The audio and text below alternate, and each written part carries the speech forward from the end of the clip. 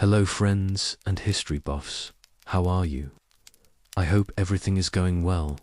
Today, we're embarking on a journey into the heart of the Black Death. That dark period in my life when cities fell silent and death lurked like a shadow around every corner, sending shivers down my spine. If this terrifying and shocking historical journey piques your interest, don't forget to like the video and subscribe to join our family. Also, thinking about the helplessness of that era, I wonder, what's your favorite soothing music? I always enjoy reading your comments. The story begins, as so many vast and terrible things do, in a place of profound quiet. It begins on the great arid sea of grass that is the Central Asian steppe. Imagine a silence so complete it has a weight, a landscape of endless rolling earth under an immense and indifferent sky. For centuries, this was the heartland of a secret, a microscopic pact between a bacterium, a flea, and a rodent. The bacterium, an ancient and ruthlessly efficient organism we would one day come to know as Yenia pestis, was not in its own world a monster. It was simply a fact of life, a part of a stable, brutal, and entirely natural cycle. Its primary residence was within the bloodstreams of the countless burrowing rodents that constituted the true population of the steppe. The marmots, the gerbils, the great-toothed sus. These creatures lived in sprawling underground cities, their populations waxing and waning with the seasons and within their communities. The pestilence was endemic. It was a constant low-level hum of mortality. The mechanism of this cycle was one of elegant, lethal simplicity. A flea Xenopsilocopus would bite an infected rodent, drawing a meal of blood teeming with bacteria. Inside the flea's gut, the bacteria would multiply with a stenching speed, forming a thick, gelatinous blockage in its forehead. The flea, now perpetually starving, would become frantic. It would bite with a desperate, insatiable aggression. But because of the blockage, it could not swallow. Instead, with each attempt to feed, it would regurgitate a slurry of plague bacteria directly into the bloodstream of its new host. And so the cycle turned. A marmot would sicken, its lymph nodes swelling into painful buboes, its body succumbing to fever and septicemia. It would retreat to its burrow to die. As its body cooled, its resident fleas, now ravenous and carrying a full payload of Yenia pestis, would abandon ship, seeking the warmth of the nearest living creature. Usually, this was another marmot in the same colony. The plague would smolder within these vast rodent reservoirs, a fire beneath the earth, largely invisible and almost entirely irrelevant to the affairs of humankind. For a very long time, the steppe kept its secret well. But the world is never truly static. In the early 14th century, two immense unrelated forces began to converge upon this fragile equilibrium. The first was climatic. The planet was cooling. The long, stable warmth of what historians call the medieval warm period was giving way to the erratic and bit unforgiving chill of the Little Ice Age. On the steppes, this translated into chaos. Long periods of drought would parch the grasslands, devastating the rodent populations and concentrating them around the few remaining water sources. This forced different species normally separate into close, unnatural contact. Then sudden rains would come, flooding the burrows and driving the survivors out onto the open plains in mass migrations. In both scenarios, the result was the same. The plague cycle was violently disrupted. Starving fleas, their traditional hosts, dead or displaced, were forced to become less discriminating. They would leap upon anything warm-blooded that passed by, a camel, a goat, a horse, or the fur-clad hunter who sought to profit from the unusually plentiful marmot pelts. The microscopic barrier between the animal and human worlds, once a sturdy wall, was becoming dangerously thin. The second great force was human. This was the age of the Pax Mongolica, the Mongol peace. Genghis Khan's descendants now ruled the largest contiguous land empire in human history, stretching from the Pacific Ocean to the borders of Poland. Their conquest had been brutal, but the result was an unprecedented era of stability and communication across Asia. The old Silk Road, once a perilous network of disconnected paths, was now a secure and well-policed soup. The Mongols, masters of logistics, had established a system of relay stations known as yam, stocked with fresh horses and provisions, allowing messengers and merchants to travel with astonishing speed. A caravan could now cross the continent in a matter of months, not years. This new globalized world was a miracle of commerce and cultural exchange. It carried silk from China, spices from the Indies, and ideas from Persia, but it also carried the same caravans that transported precious goods also transported grain. And where there was grin, there were rats.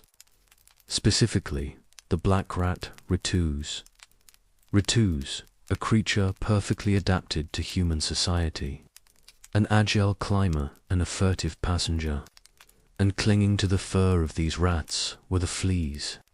A single flea born on a dying marmot near the shores of Lake Issyk in modern-day Kyrgyzstan could now embark on an epic journey, hitching a ride in a sack of wheat, traveling from rat to rat, from caravan to caravan, moving inexorably westward toward a continent that had no memory of its silent bacterial passenger and no immunity whatsoever. The steppe secret was out. It was traveling at the speed of trade, a slow-motion catastrophe unspooling along the world's most sophisticated commercial network. By the 1330s, it had reached China. By the 1340s, it was moving through the great trading hubs of Samarkand and Trees, and by 1346, it had arrived at the gates of Europe, ready to make its formal introduction. That introduction would take place at a city called Kath, a glittering prize on the Crimean Peninsula. Today we call it Feodosia. In the mid-4th century, it was one of the most important strategic assets of the Republic of Genoa. The Genoese, alongside their great rivals, the Venetians, were the masters of Mediterranean trade. They were the middlemen, the logistical geniuses who connected Europe to the vast wealth of the East. Kafia was their gateway. It was a fortified port on the Black Sea, a bustling cosmopolitan city where Italian merchants haggled with Armenian traders, Greek sailors, and Tatar nomads. Ships laden with silks, spices, and grain would leave its harbor, bound for Constantinople, and from there to every corner of Europe. It was a vital node in the network of global commerce, a funnel through which the riches of the Orient flowed west.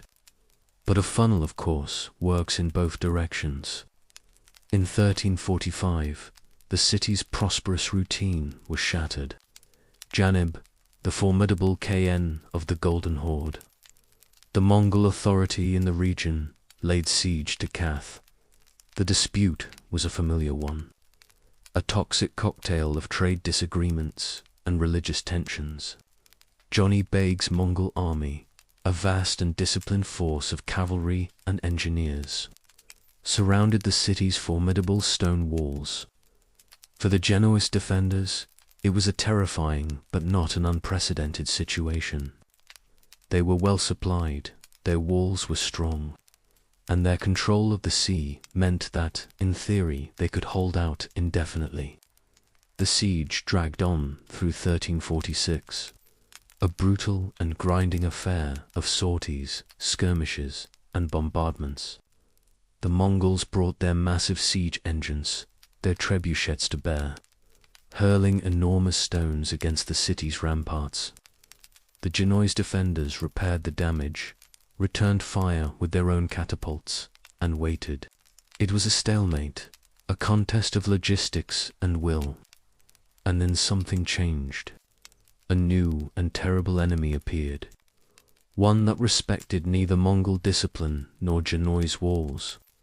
The plague, having travelled faithfully along the trade routes with the Mongol armies, arrived in their camp. It spread through the close-packed tents with terrifying speed. Soldiers who were healthy at morning muster were feverish by noon and dead by nightfall. The Mongol war machine, one of the most effective military forces on the planet, began to dissolve from the inside out. The proud cavalrymen of the steppe, who feared no human enemy, were helpless against this invisible foe. The siege faltered. The daily bombardments became sporadic, then ceased altogether. The besieging army was itself besieged. From within the walls of Kafur, the Genoese watched this development with a mixture of relief and dread. They could see the smoke from the funeral purse. They could hear the sounds of an army in its death throes. Jani Beg, watching his power evaporate, was consumed by a frustrated rage. He could not take the city, but he could make its defenders share in his army's agony. And so he gave a new, grotesque order to the crews of his trebuchet. The stone-throwing stopped. Instead, the soldiers began to load the machines with the swollen, blackened corpses of their own plague comrades. This was not a sophisticated strategy of biological warfare in the modern sense. It was an act of pure, spiteful terror. One chronicler, an Italian notary named Gabriele Ducci, who heard the accounts from fleeing survivors, described the scene. He wrote of the great soaring arc of the dead as they were flung over the walls, so that the bodies of the dead were flung into the city.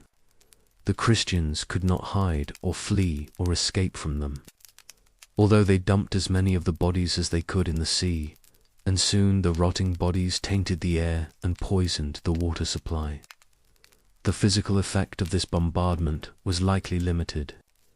The real damage was psychological and, more importantly, biological in a way the Mongols couldn't have fully understood. It wasn't the tainted air or the poisoned water that posed the greatest threat. The true weapons were not the corpses themselves, but the microscopic passengers they carried, and the slightly larger passengers carried on their clothing and bodies. With every decaying body that landed within the city walls came a new infusion of infected rats, and more critically, a new population of ravenous host-seeking fleas. The Genoese had barred their gates to the Mongol army, but they could not bar them to an enemy the size of a pinhead. The plague was now inside the city. Panic erupted. The defenders, who had bravely faced down a Mongol horde, had no weapon against this. Their only thought was to escape. The siege was effectively over. The Genoese abandoned Kafir, scrambling aboard their GS in the harbour, desperate to flee the dying city and return to the safety of home. They did not know, could not have known, that they had become the delivery mechanism. They were no longer merchants. They were messengers of death, and their cargo, far more potent than any silk or spice, was now sealed within the wooden hulls of their ships, ready for its European tour. The journey from Kaffa to Sicily was a voyage through a floating nightmare. Imagine the scene aboard one of these Genoese galleys. A long, narrow ship powered by oars and a single sail. It would have been dangerously overcrowded, packed with sailors, merchants, and a few desperate refugees from the city, all crammed together with the cargo. And of course, the rats. They were everywhere, in the grain stores, in the rigging, and the builders. A constant scurrying presence. In the first few days at sea, everything might have seemed normal. The mood would have been one of grim relief. They had escaped. But then the first sailor would have fallen ill. A sudden fever, chills, and exhaustion. He would have been accused of mingering, perhaps, till the other signs appeared. The telltale swellings in the groin or the armpit, the buboes, or, as the Italians would come to call them, the gavascioli, dark, tender, and growing to the size of an egg or an apple. Soon after, black or purple blotches would appear on his skin, the result of subcutaneous bleeding. He would become delirious, perhaps coughing up blood, and then, within a few days, he would be dead. Soon another sailor would sicken, then another. The disease moved through the confined space of the ship with breathtaking efficiency. The healthy were forced to live and work alongside the dying. There was nowhere to run, nowhere to hide. The rhythmic chanting of the oarsmen would have been replaced by the groans of the sick. The deck would have become a channel house.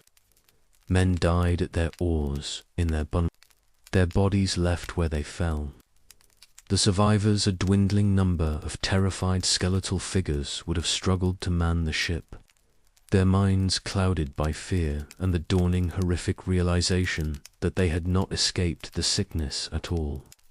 They had merely sealed themselves inside a box with it. Of the many ships that fled Kafir, some surely vanished without a trace. Their entire crews consumed by the plague, becoming ghost ships, drifting aimlessly on the Mediterranean until they ran ground or were broken apart by a storm. But some, through a combination of luck and sheer desperate will, continued on. A dozen of these galleys, Spectral and Hearthman, navigated through the Ion, past a still uninfected Greece and across the Ionian Sea, their prows pointed toward Italy. Their destination was the port of Messina in Sicily. In October of 1347, the people of Messina looked out from their harbour and saw the Genoese ships approaching. It was a familiar and welcome sight. The arrival of a trade convoy meant goods, news, and money. The city was a bustling, prosperous port, a critical stopping point for traffic moving up the Italian peninsula. The townspeople would have gathered at the docks, ready to greet the sailors, to unload the cargo, to hear tales from the exotic East. But as the 12 Gs drew closer, it became clear that something was terribly wrong. There was no sound of activity from the decks, no sailors lining the rails, ready to cast their mooring lines. The ships moved with an eerie, sluggish silence. They drifted into the harbour like phantoms. When the harbour master and his officials rowed out and boarded the lead ship, they were met with a scene from a Pantheon vision of hell. The stench was overwhelming, a foul mixture of sickness and decay. The decks were littered with the dead and the dying. The few sailors still able to stand were spectral figures hollowed with fever, their bodies covered in the ghastly black swellings. They could barely speak, but gestured weakly for help. The Sicilian port authorities were horrified. They immediately understood that these ships carried not merchandise, but a terrifying and unknown pestilence. In a desperate act of public health, they ordered the death ships, as they were quickly named, to be cast out of the harbour. The GS with their dying crews were forced back to sea to wander the Mediterranean until they were all consumed. But it was already too late. In the time the ships had been moraled at the dock, a few hours at most, the escape had already begun. The first to disembark unseen were the rats. They scurred down the thick mooring ropes, melting into the shadows of the warehouses and docks of Messina. With them came their own passengers, the fleas starved from their journey, their hosts dead or dying. They abandoned the cooling bodies of the ship's rats and sought out new warm-blooded hosts among the local rat population of the city. The exchange was made. The bacterium had successfully crossed the water. The beachhead was established. For a few days, the people of Messina may have thought they had averted disaster. They had expelled the death ships. The danger had passed. But then the sickness began in the city itself, starting with those who lived and worked near the port. A docker would come home with a fever. A merchant's wife would discover a painful swelling in her neck. The pattern that had unfolded on the ships now began to repeat itself, but on a terrifying new scale. It moved with a speed that defied comprehension, leaping from house to house, from street to street. The local physicians had never seen anything like it. Their traditional remedies, bloodletting, puses, prayers, were utterly useless.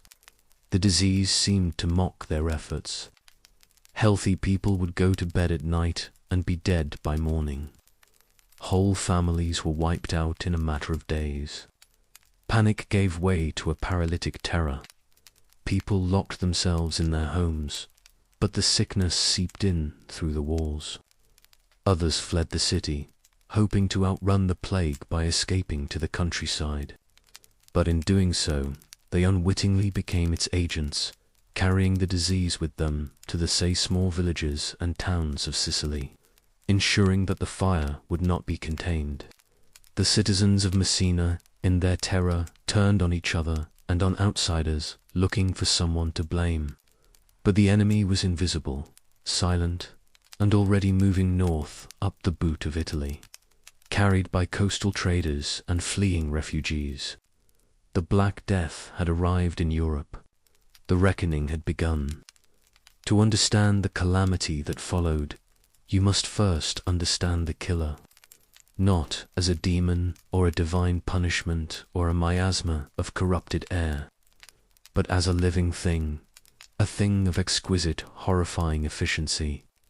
Its scientific name is Yersinia pestis, a simple bacterium, a rod-shaped organism with no malice, no grand design, only a single implacable imperative to replicate. And in the 14th century, it found a world perfectly engineered to help it achieve that singular goal. This microscopic predator did not, however, travel on the wind alone. It required a vehicle, series of accomplices, each one perfectly suited for its role in the coming drama. The first accomplice is a creature barely larger than a grain of rice. The oriental rat flea, This tiny insect is the plague's primary vector, its bridge from one world to the next. The flea lives a simple life, feeding on the blood of its host. When it feeds on an infected animal, it sips not just blood, but a teeming broth of Yersinia pestis. Inside the flea's gut, the bacteria begin to multiply at an astonishing rate. They form a thick gelatinous biofilm, a sticky mass that clogs the fleas, a valve leading to its stomach. The flea is now blocked. It is ravenously, painfully hungry, but it cannot swallow. It is doomed to starve, but in its final frantic days, it becomes the most dangerous thing on earth. It jumps from host to host, biting with a desperate intensity, and with each bite it attempts to feed, but the blockage in its gut prevents the new blood from going down. Instead, the suction action draws the blood in. It mixes with the bacterial mass, and then the flea, in a spasm of frustration, regurgitates this septic slurry directly into the bite wound. A single blocked flea in its death throes can infect dozens of new hosts, each bite a microscopic injection of pure pestilence. This brings us to the second accomplice, the flea's preferred ride and reservoir, the black rat. Ritus. This is not the common brown sewer rat of the modern world. The black rat, or roof rat, is a smaller, nimbler creature. It is an adept climber with a preference for high places. It doesn't live in sewers. It lives in the very bones of human civilization. In the 14th century, it nested in the thatched roofs of peasant hovels, in the attics of merchants' houses, in the dark corners of granaries, and most importantly, in the holds of ships. It lived, slept, and bred just inches away from humanity, sharing their food, their warmth, and their filth. An invisible parallel civilization thriving in the walls and rafters. A rat might die from the plague, its fur swarming with newly homeless, starving fleas. And as its body cooled, these fleas would seek the nearest warm body they could find. A cat, a dog, or all too often the sleeping human family just on the other side of the wall. Once the bacterium made this final jump from flea to human, the plague would manifest in one of three devastating forms. The most common, the one that gave the plague its name, was the bubonic form. After the flea's bite, the Yersinia pestis bacteria would not enter the bloodstream directly. Instead, they would travel through the lymphatic system, a silent internal river. Their destination was the nearest lymph node, the body's small bean-shaped fortresses of immune cells. But against this invader, the fortress was not a defense. It was a trap. The bacteria would overwhelm the node, causing it to swell with a grotesque speed. This swelling, called a bubo, would erupt in the groin, the armpit, or on the neck, growing to the size of a chicken's egg, or even an orange. It was filled with pus, blood, and a thin mass of bacteria, and it was excruciatingly painful.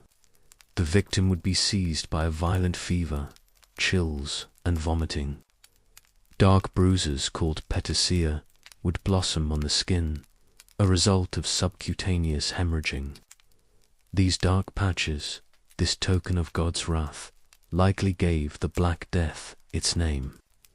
Death, if it came, would usually arrive within a week. The bubonic form was hideously lethal, killing perhaps 60% of those infected. But some, a precious few, did survive. Their buboes would burst, drain, and they would slowly, painfully recover. They were the lucky ones. The second form was the septic plague. This was plague of the blood. Sometimes it evolved from an untreated bubonic case, the bacteria finally breaking free from the lymph node and storming the bloodstream. Other times, the bacteria were injected directly into a capillary by the flea, bypassing the lymphatic system altogether. In this form, there were no buboes.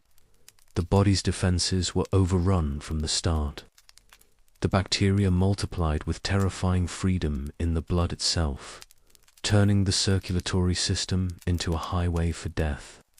The symptoms were swift and brutal: a soaring fever, extreme fatigue, and abdominal pain. The bacteria caused a condition known as disseminated intravascular coagulation, where tiny blood clots formed throughout the body, paradoxically leading to uncontrollable bleeding from the nose, the mouth, and under the skin. The flesh would darken and die as circulation failed, giving the victim a terrifying blackened appearance.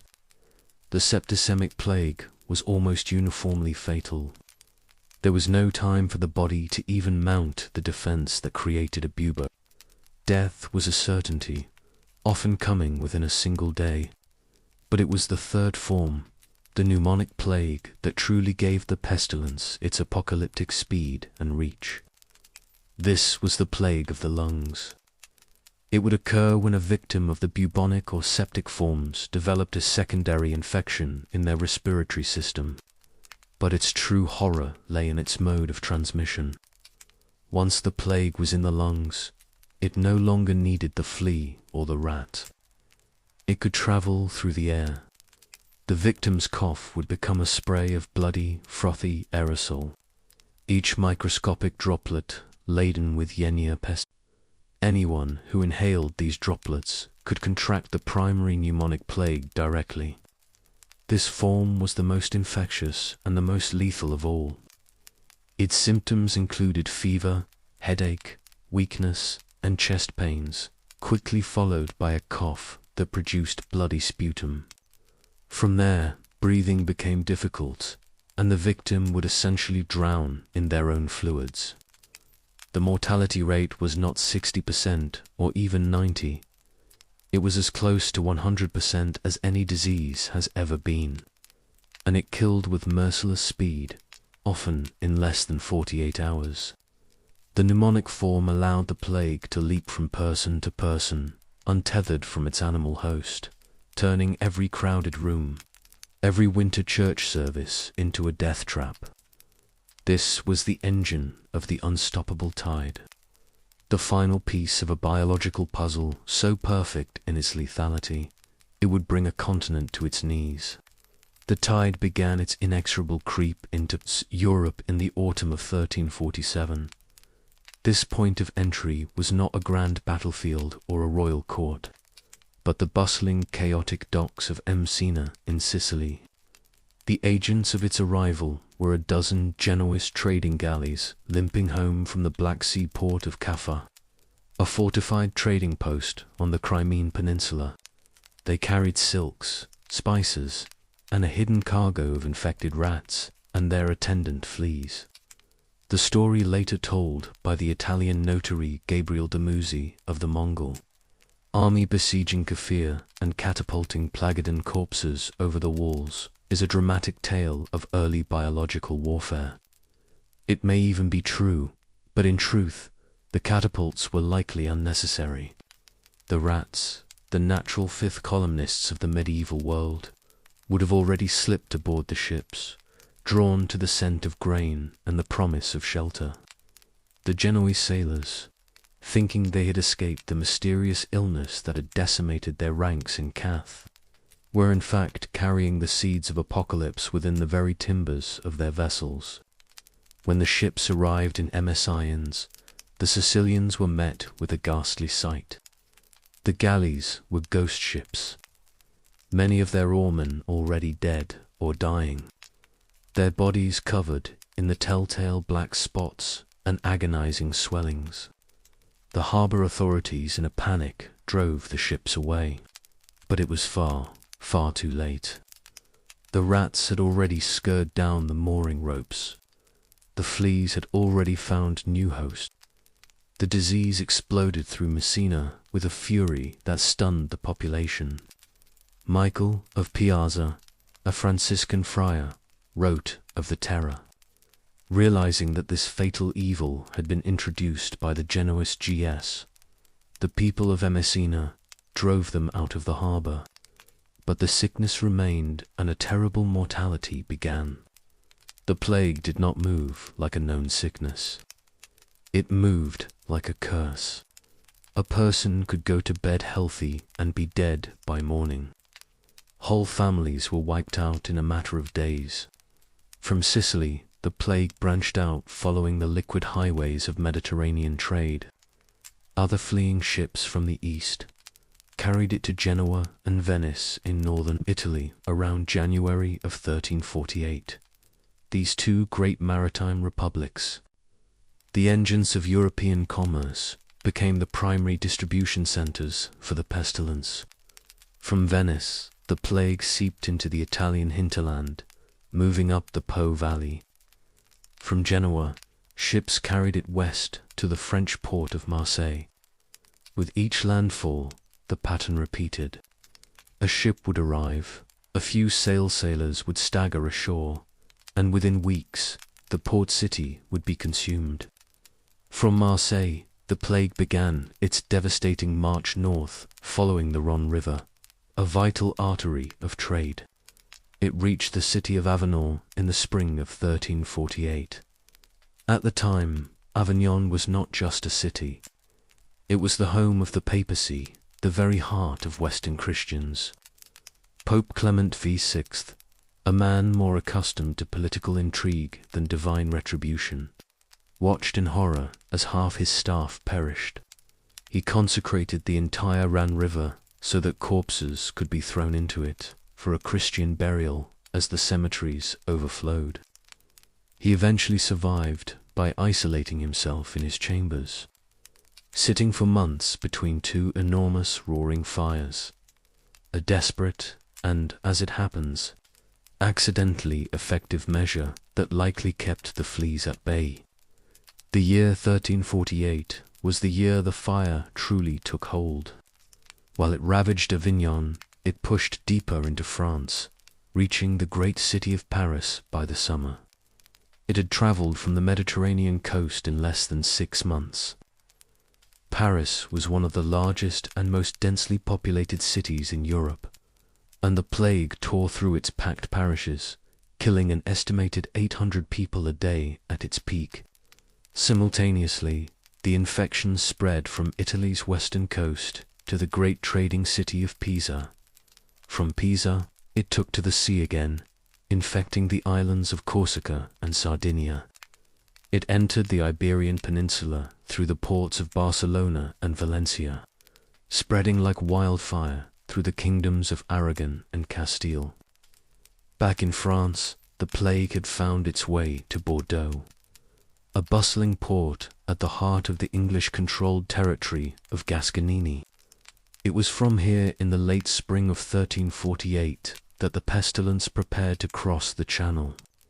The primary export of Bordeaux was wine, and the ships that carried the wine to England carried death as well. Around the 24th of June, a ship docked at the small port of Malcolm Regis in what is now Dorset. A sailor, perhaps feeling a little unwell, stepped ashore.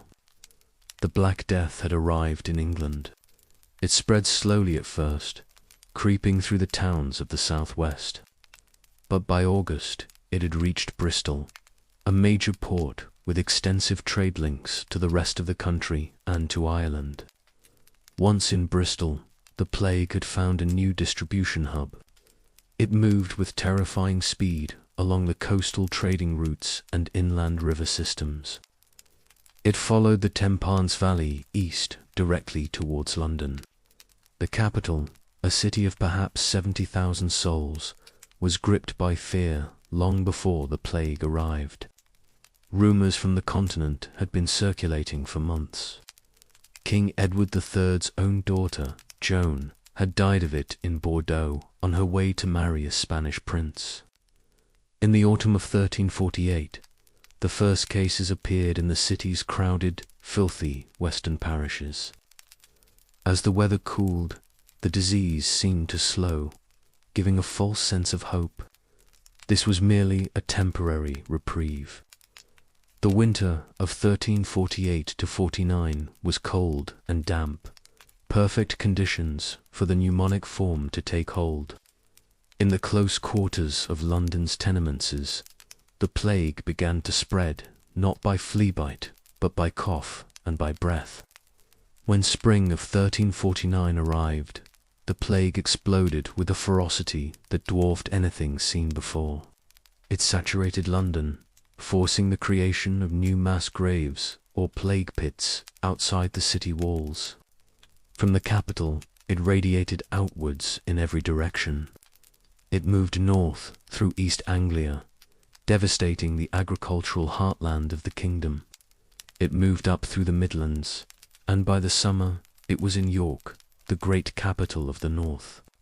It crossed into Wales and via ships from Bristol it landed in Ireland, where it annihilated the Anglo-Norman populations in the fortified towns, while the native Irish in the countryside were for a time relatively spared.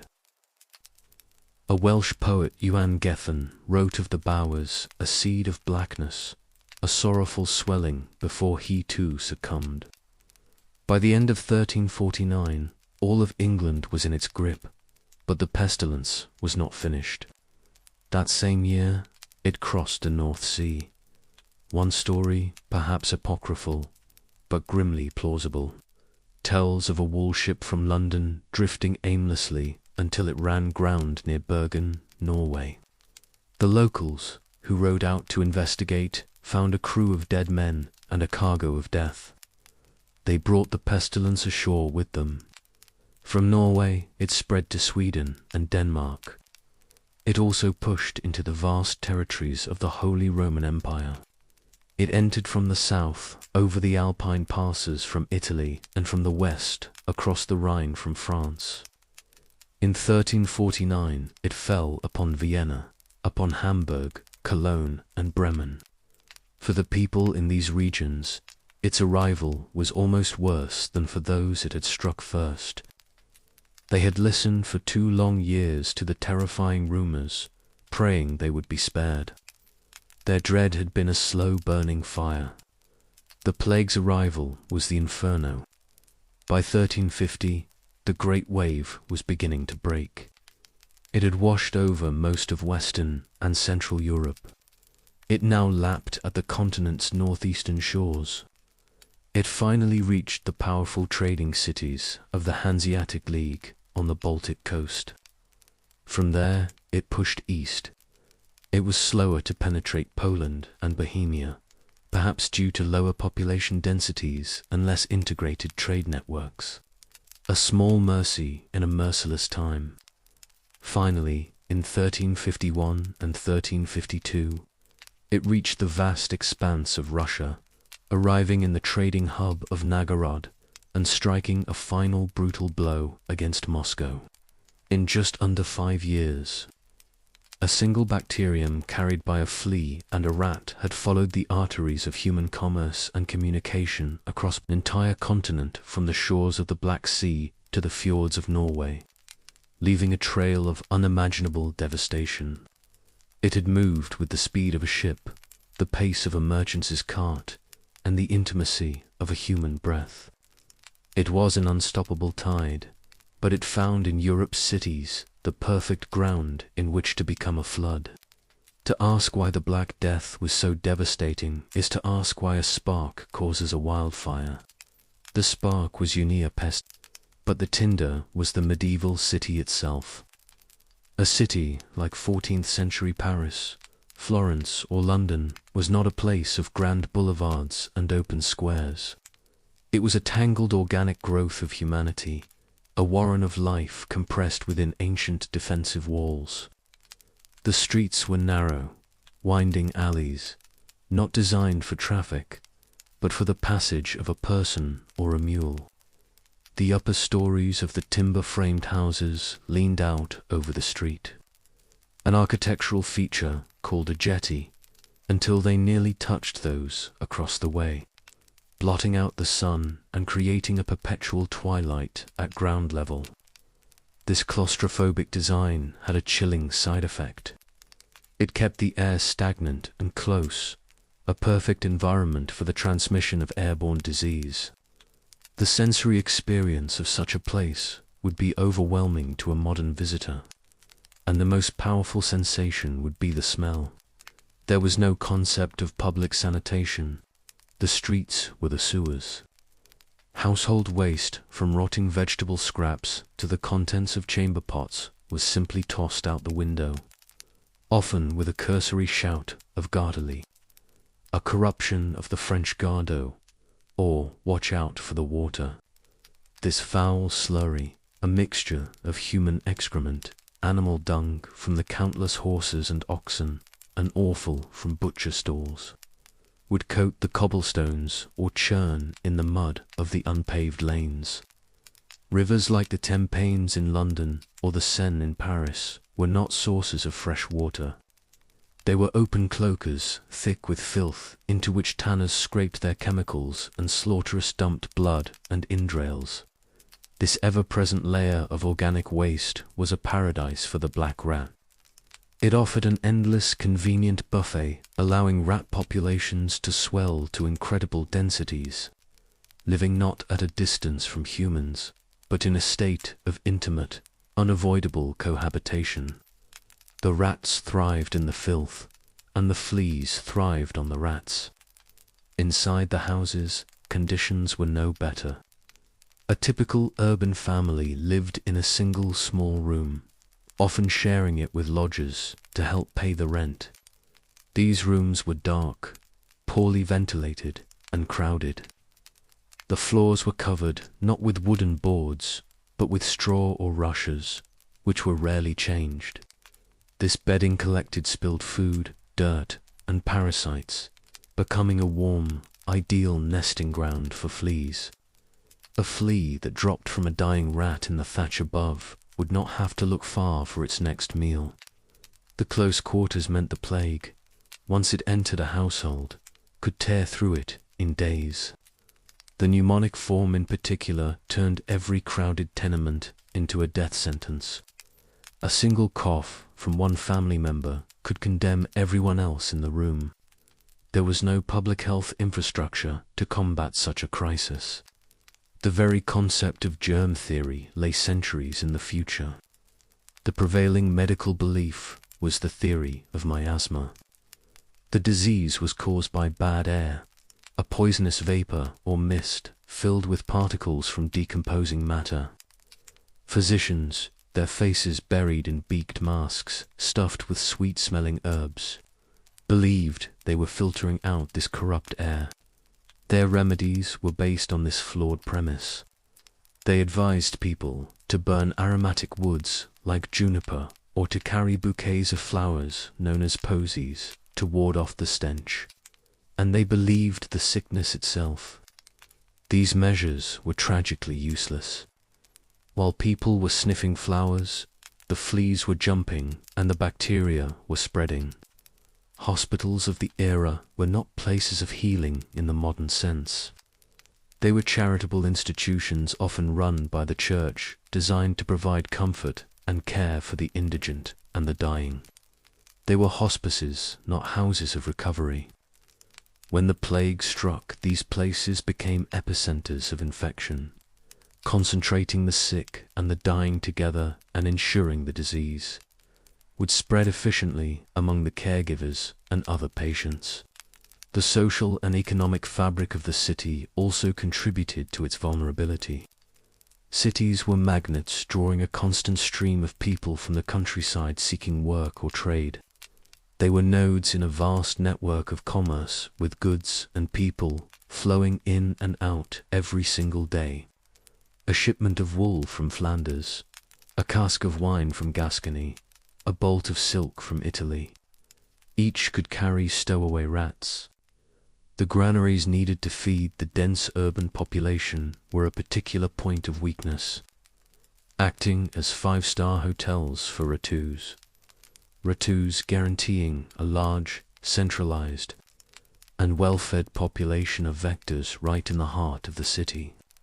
Consider Florence in 1348. The city was a jewel of the Renaissance, a hub of banking, art, and intellectual life. It was also a perfect urban tinderbox. Giovanni Bocconi, who lived through it, left an indelible account in the introduction to his Decade. He describes a society utterly unraveling. The scale of death was so immense that all social norms collapsed. He wrote of the dead being piled up outside houses of carts roaming the streets at dawn to collect the corpses.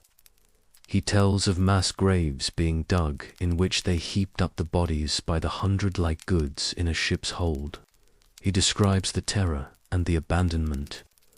Brother was forsaken by brother, nephew by uncle, sister by brother, and often husband by wife.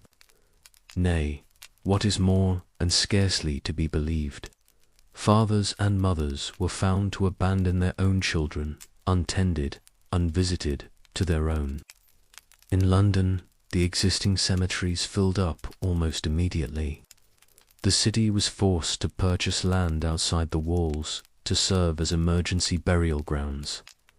One such plot at East Smithfield was excavated by archaeologists in the 1980s. They found the skeletons of men, women, and children laid out in neat orderly rows, 5 deep. It was a testament not only to the horrific number of dead, but also to the desperate heroic effort of the living to maintain some semblance of order and dignity in the face of utter chaos. The medieval city, a symbol of progress, of commerce, and of civilization, had become its own worst enemy. The very things that made it a city, the density of its population, the concentration of its trade, the interconnectedness of its people, were the very things that made it the perfect ecosystem for the plague. The microscopic killer, borne on its flea and rat chariot, had travelled along the grand trade routes of a confident and expanding Europe, and upon arriving, it found in the continent's dark, crowded, and vibrant cities, not a fortress, but a feast. In the face of this silent, creeping antagonist, the learned men of Europe reached for their scrolls and scalpels, for the accumulated wisdom of 1,000 years, and they found it wanting. The physicians, garbed in their long robes, their faces grim, stood by the bedsides of the dying, and saw not a disease, but a fundamental betrayal of nature itself. Their entire understanding of the human body was built upon a delicate classical elegance, the system of the four humours inherited from the great Galen of Pergamene. To be healthy was to be in balance. Blood, phlegm, yellow bile, and black bile, each corresponding to an element and a season, were meant to exist in a perfect harmonious equilibrium within the vessel of the body. Sickness was simply a state of imbalance, a disharmony. A common fever might be an excess of blood, a melancholic mood, an abundance of black bile. The remedies were, in their own way, logical. Too much of one humour, you simply had to remove it. But the pestilent, this was no simple imbalance. It was a maelstrom, threw the body into a violent, chaotic state that defied their neat categories. Was the blackening of the flesh from the buboes, an excessive black bile, the humour of melancholy and death? Perhaps, so they tried to correct it. They prescribed cheerful music, forbade depressing thoughts, and instructed patients to think only of beautiful things, as if one could simply will the humours back into alignment. They advised against bathing, a common medieval practice, believing that opening the pores in hot water would make the body more susceptible to the corrupted air outside. The stench of unwashed cities grew deeper, more profound. The prevailing theory, the one that seized the imagination of scholar and peasant alike, was the doctrine of miasma. It was the belief that the plague was carried on the air itself. A bad air, a pestilential vapour that rose from stagnant water, from rotting corpses, from the wholesome alignment of the planets, or even from the very bowels of the earth released by earthquakes. It was in a way terrifyingly close to the truth, yet fundamentally wrong. They could smell death in the air. The sweet cloying odour of decay was inescapable in any plague-stricken town, and they concluded, not unreasonably, that the smell itself was the killer. The cause was mistaken for the effect. This belief shaped the entire medical and public response. Physicians walked the streets holding commanders, small ornate metal balls filled with amber, cloves, and other powerful aromatics to their noses, creating a small personal bubble of good air to ward off the miasma. Cities lit enormous bonfires in the streets, hoping the smoke and heat would cleanse the atmosphere. Pope Clement VI, sequestered in his grand palace in Ainhoe, survived the plague by spending the entire summer of 1348 sitting between two massive roaring fires. His physicians, having advised him that the intense heat would purify the air entering his chambers. It was a strategy of the rich, an attempt to build a fortress of clean air. For the common person, the advice was simpler. Hold a cloth soaked in vinegar to your face, or carry a pocket full of posies, their sweet scent a fragile shield against the invisible poison. And then there were the treatments. When a patient was brought forth feverish and terrified, the buboes already swelling in their groin or armpit, the doctor would unroll his kit of polished metal tools. The first and most common response was phlebotomy or bloodletting. Believing the plague to be a hot and wet disease, an excess of blood, they would open a vein, often on the opposite side of the body from the bubo, and drain the patient's blood into a bowl. They let it flow until the patient, already weakened by fever and infection, grew faint. They were, with the best of intentions, draining the very life and strength from the afflicted, hastening the end they were so desperate to prevent. If veins were not an option, they turned to leeches, applying the hungry creatures to the skin to suck out the corrupted blood. The buboes themselves, the great dark swellings that gave the bubonic plague its name, were a source of intense focus. They were seen as the body's attempt to expel the poison. Therefore, the physician's job was to help it along. This meant lancing the bub, taking a sharp, clean blade, a small mercy. They would slice into the swollen lymph node, a procedure of excruciating pain, releasing a torrent of foul-smelling pus and blood. To draw out the venom further, they would apply These were not gentle herbal compresses. They were bizarre and often disgusting concoctions, mixtures of tree resin and lily root, or more desperately, plasters made from dried human excrement and figs. One popular treatment involved taking a live pigeon, cutting it open, and applying its warm, bleeding flesh directly to the bubo, in the belief that the bird would draw the poison out into its own body. For those who could afford it, the remedies became more exotic and more useless. Potions containing crushed emeralds were prescribed. The sheer cost of the ingredients meant to signal their potency. Theriac, a complex medical compound originating from ancient Rome, was in high demand.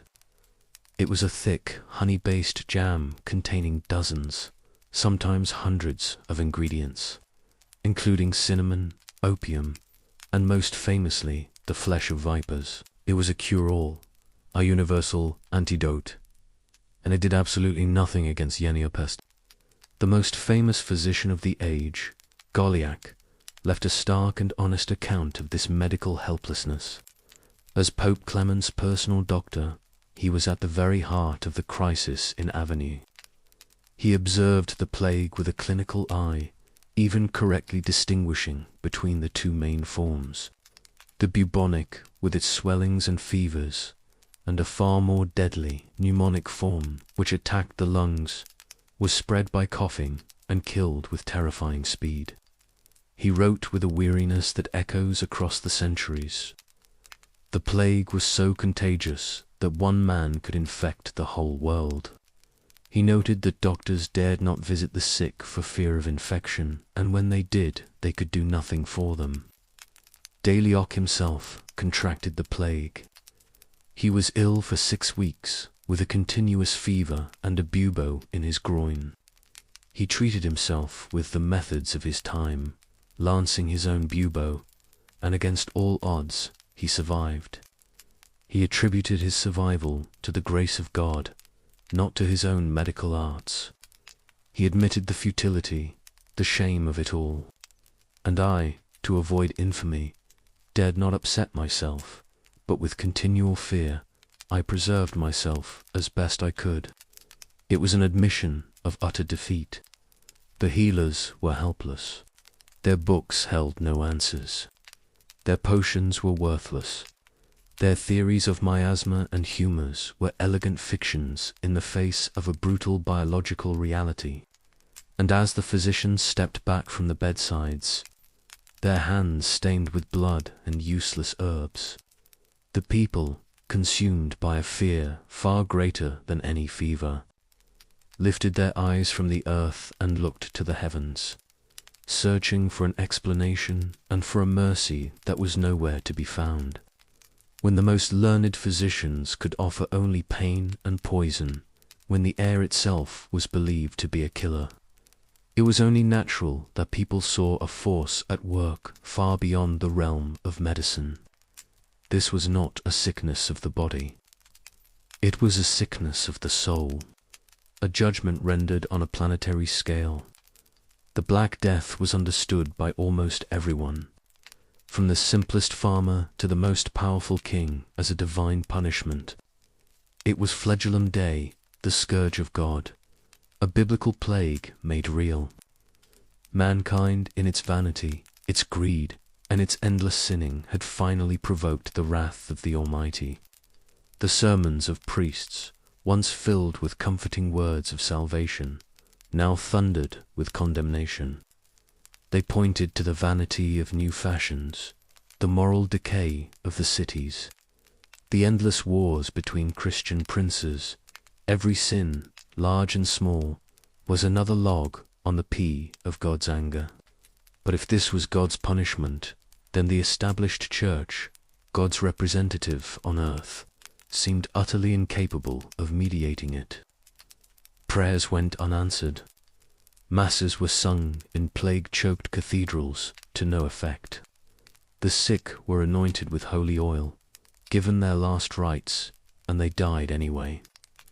The priests themselves were dying at a catastrophic rate, often among the first to perish as they moved bravely among the sick and dying to offer comfort. In some dioceses, the mortality rate for clergy approached 70%. This pastoral bravery created a vacuum. To fill the ranks, bishops were forced to ordain men who were barely literate, young men with little training and less moral authority. The quality of the clergy plummeted, decline that would have consequences for centuries to come, eroding public trust and respect for the institution. The church, the great spiritual fortress of medieval life, was being hollowed out from the inside. Into this vacuum of authority and explanation stepped one of the most extraordinary and terrifying movements of the Middle Ages. This was not a new phenomenon. Self-punishment as a form of penance had a long history, but the Black Death gave it an apocalyptic urgency and a terrifying scale. The movement appeared to explode out of Germany in 1348, a spontaneous, hysterical expression of collective guilt and terror. They were processions of people, mostly men, who marched from town to town in a highly ritualized performance of public suffering. They would arrive in a town square, form a large circle, and strip to the waist, leaving only a linen cloth from their waist to their ankles. Then, as their leader chanted prayers and confessed their sins, they would begin to whip themselves. The whips were not simple branches. They were leather scourges with 3 or more tails, and each tail was embedded with sharp pieces of iron. With each swing, the metal points would bite into the flesh of their backs, and they would continue rhythmically, relentlessly, until their bodies were a bloody, pulped mess. They would throw themselves to the ground in choreographed patterns, sometimes in the shape of a cross, while their master continued the ritual, crying out for God's mercy. For the terrified townspeople who watched, this was a powerful, horrifying spectacle. Here were men willing to take on the sins of the world, to offer their own blood as a sacrifice to appease an angry God.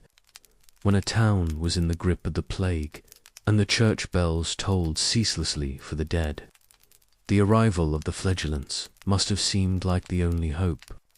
They were welcomed, fed, and sheltered, seen as living saints, their bloody penance a shield for the community. But the movement soon grew beyond the control of any authority. The flagellants developed their own theology, their own hymns, and their own leaders who claimed to have received letters directly from heaven. They taught that their ritual performed for 33½ days, 1 day for each year of Christ's life on earth, could wash away all sin, bypassing the need for priests or the sacraments of the church. This was direct heresy. They disrupted services, challenged the authority of local clergy and their mass gatherings, moving from an infected town to a clean one, were a perfect mechanism for spreading the very plague they sought to end. Pope Clement VI watching the chaos unfold from his palace in Avenue, quickly recognized the danger.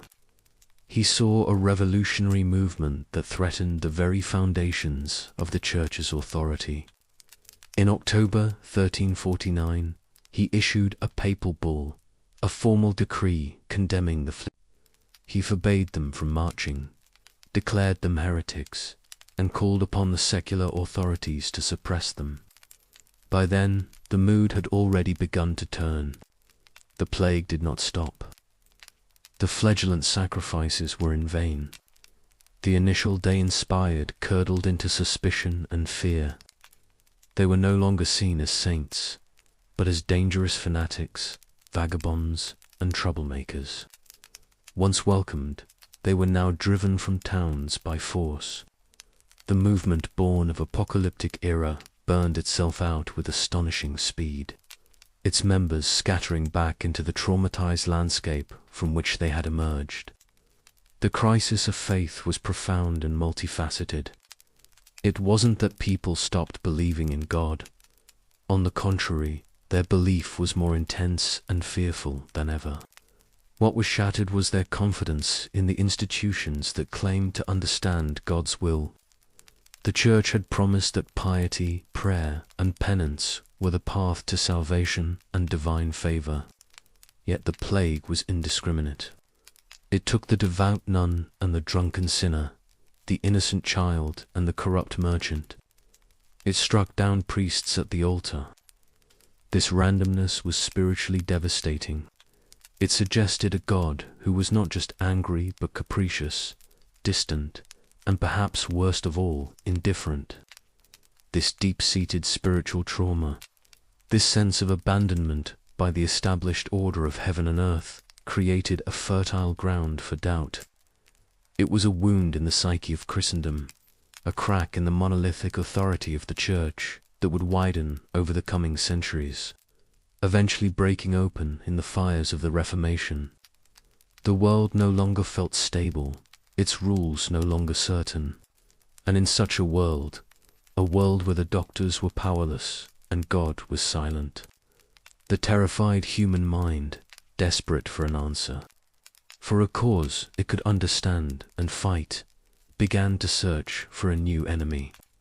It looked not for a sin, but for a sinner. It looked for a scapegoat. When the heavens offered no solace and the earth offered no cure, the fear that gripped Europe needed a target. It required a human face, an incomprehensible, invisible killer that struck without reason, was a terror too abstract to bear. The terrified mind demands a conspiracy, a plot, a tangible enemy that can be confronted and destroyed. And in the social landscape of 14th century Europe, there was a group that had for centuries been cast as the ultimate other, a people set apart by faith, custom, and law. The Jews, they lived in segregated quarters, were barred from most professions, and were subjected to a constant barrage of religious propaganda that painted them as malevolent outsiders, the historical enemies of Christ. They were the perfect canvas onto which a panicked society could project its darkest fears. The rumor began as a whisper, likely in the south of France, and it spread with a speed and virulence that rivaled the plague itself. It was a simple, monstrous accusation.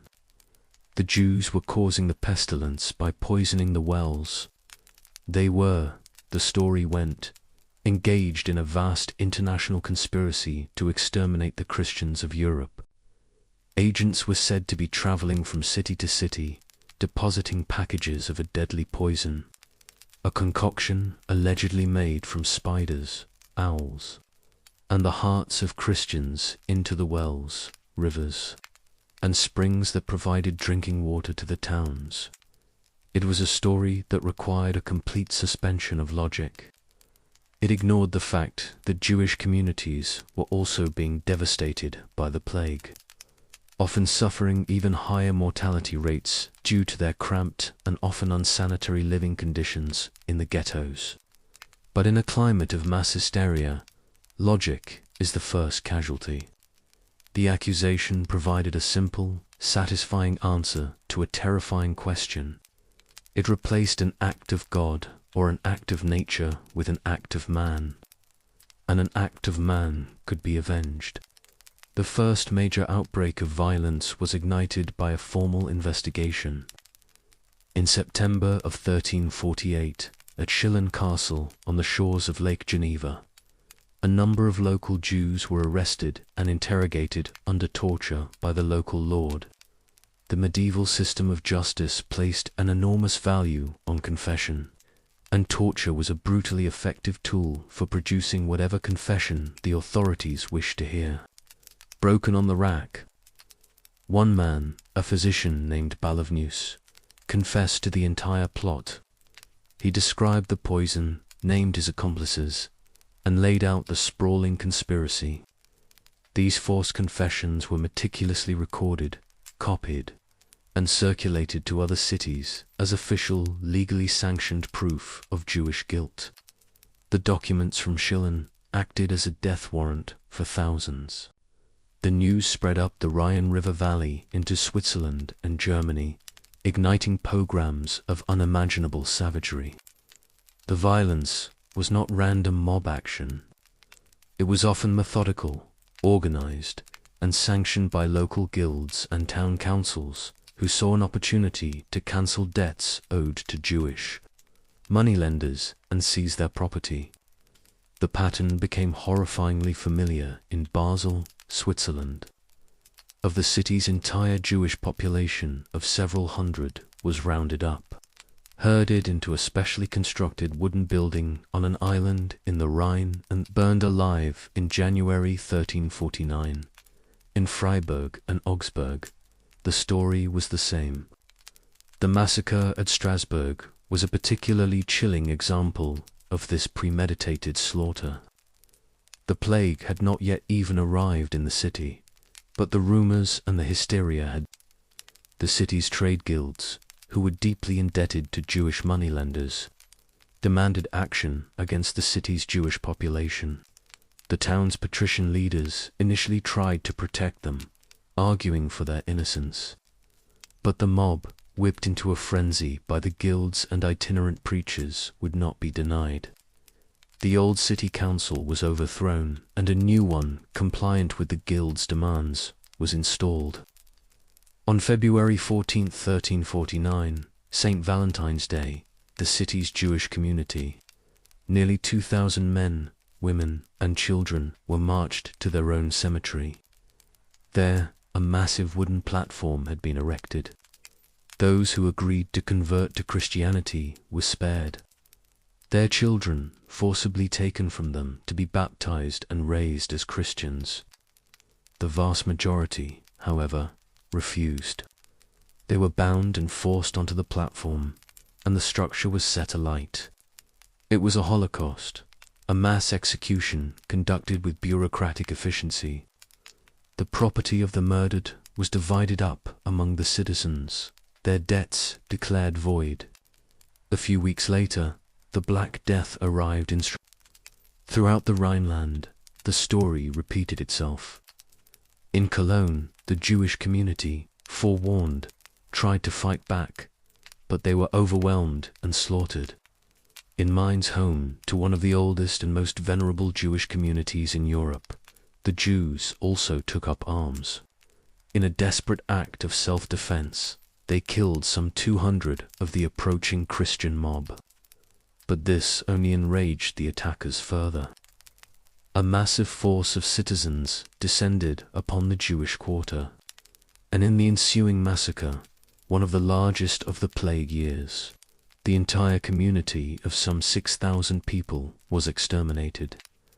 In many places, facing certain death at the hands of the mob, entire communities chose to take their own lives. In a final tragic act of defiance and faith, they would set fire to their own homes and synagogues, choosing to die by their own hands rather than be murdered or forced to abandon their religion. There were voices of sanity, but they were few and they were faint, easily drowned out by the roar of the crowd. Pope Clement VI in Avena issued to papyrel bulls in 1348, declaring the Jews innocent of the well-poisoning charges. He stated the obvious, that the plague was God's will and that Jews were dying from it just as Christians were. He threatened anyone who harmed them with excommunication. Some rulers like Duke Ulrich II of Austria and King Casimir I of Poland offered protection and refuge, and Jewish refugees fled eastward, creating new centers of Jewish life in Poland and Lithuania that would flourish for centuries. But in the heart of the Holy Roman Empire, in the free cities of Germany and Switzerland, the Pope's decrees were ignored. Local authority, popular hatred, and naked greed proved to be a far more powerful force than a distant papal edict. The persecution was a grim chapter in a long history of but the Black Death gave it a unique and horrific intensity. It demonstrated the terrifying power of a conspiracy theory to rationalize the irrational. It was easier for many to believe in a vast network of human evil than in a microscopic organism or the inscrutable will of God. Blaming the Jews provided a sense of agency in a situation of complete powerlessness. It turned passive victims of a disease into active participants in a holy war. By killing the enemy, they believed they were cleansing their community, purifying it, and perhaps even appeasing the God who had seemingly abandoned them. But the wells remained poisoned, not by any human hand, but by a world that had been fundamentally and irrevocably altered. The fires that consumed the Jewish communities of the Rhineland did nothing to stop the plague, but they left a permanent stain on the soul of Europe, a chilling testament to the fact that the most dangerous pestilence of all is not the one that attacks the body, but the one that feeds on fear and infects the human heart. The very fabric of the world, it seemed, was coming undone, not with a great tear, but with a slow, silent unraveling of threads, one by one. In the cities, where humanity had so proudly packed itself in, the silence was the most profound change. Before, the soundscape of a place like Florence or Paris was one of constant motion, the clatter of wagon wheels on cobblestones, the cries of vendors, the hammering of a blacksmith, the distant peal of church bells marking the hours. Now the bells tolled for one reason only. They told season. A monotonous clanging death knell that became the new rhythm of life until there were not enough living to ring them for the dead. Then even that sound faded. The silence that replaced it was heavy, thick with a fear so palpable you could almost taste it on the air, metallic and sour like old blood. The Florentine chronicler Giovanni Boccio, who watched his own city disintegrate, tried to capture the sheer psychological vertigo of it all. He described a world where the laws of God and man simply ceased to function, not because they were overthrown, but because there was no one left to enforce them and no one left who cared. Ministers of the law, notaries, and officials, he wrote, had either died or were so bereft of staff that they could not attend to their duties. The result was a chilling liberty where every person was free to do as they pleased. For some, this meant a descent into raw, unbridled hedonism. They roamed from tavern to tavern, which were often abandoned, drinking whatever they could find. They moved into the empty homes of the wealthy, taking possession of grand villas and living in opulent squalor for a few days, a week, a month, until the telltale buboes appeared on them too. They held debauched parties, convinced that laughter and song and wine were the best medicine against the melancholy of the plague. It was a frantic, desperate kind of joy, a final dance on the edge of the abyss. For others, the response was the polar opposite. They locked themselves away, becoming hermits in their own homes. They ate the most delicate foods and drank the finest wines in extreme moderation. refusing to speak with anyone from the outside world. They would not hear news of the sick or the dead, and passed their time with music and prayer, creating a tiny, fragile bubble of order in a universe of chaos. And then there were those who walked a middle path carrying flowers or scented herbs, holding them to their noses as they walked the empty streets, believing the sweet perfumes could ward off the stench of death and the pestilential air itself. All of them, the hedonist, the aesthetic, the perfumed walker, were equal in the eyes of the plague. It took them all. The most sacred bonds, those of family and kinship, dissolved like salt and water. Pacio tells us with a kind of stunned horror, the brother abandoned brother, the uncle his nephew, the sister her brother, and very often, or the wife, her husband. But the most terrible thing, the most unnatural act of all, he wrote, was that fathers and mothers refused to nurse and assist their own children as though they were not their own. Imagine that. The primal, instinctual love of a parent for a child, a bond forged in biology and culture for millennia, simply evaporated in the face of this invisible terror. A child would fall ill, crying for its mother in a house suddenly too large and too quiet, and the mother, listening from another room, would steel her heart, lock the door, and flee, saving herself. The sick were left to fend for themselves. Their only companions, the rats skittering in the walls. If they were lucky, a servant might bring them food, tempted by a high wage. But more often than not, they died alone. Commerce, the lifeblood of the medieval city, seized up entirely. Workshops were shuttered, their masters and apprentices either dead or in hiding. The great marketplaces of Siena and Ghent, usually teeming with merchants from across the known world, stood vacant. Grass began to grow between the flagstones. Ships rotted at their moorings in Bristol and Genoa, their crews dead, their precious cargoes of spice and silk untouched. Money became almost meaningless. What good was a purse full of silver florins when there was no bread to buy? No physician willing to make a house call, no priest to give you last rites. The economy reverted to its most basic form, survival. The disposal of the dead became a problem of grim logistics. At first, they tried to maintain tradition. Each corpse was given a coffin, a funeral procession, a proper Christian burial, and consecrated ground. But the numbers quickly became overwhelming. The churchyards filled, then overflowed. The solution was as brutal as it was necessary. Plague pits. Huge trenches were dug outside the city walls. At night, men known as bikini, often criminals or those so destitute they had nothing left to lose, would come with their carts crying, "Bring out your dead." Families would drag the bodies of their loved ones from their homes and leave them on the doorstep. The bikini would pile them onto the carts, men, women, children, rich and poor, all jumbled together in the stiff, awkward postures of death. They would be taken to the pits and layered like in Bocco's stark phrase, lasagna with cheese.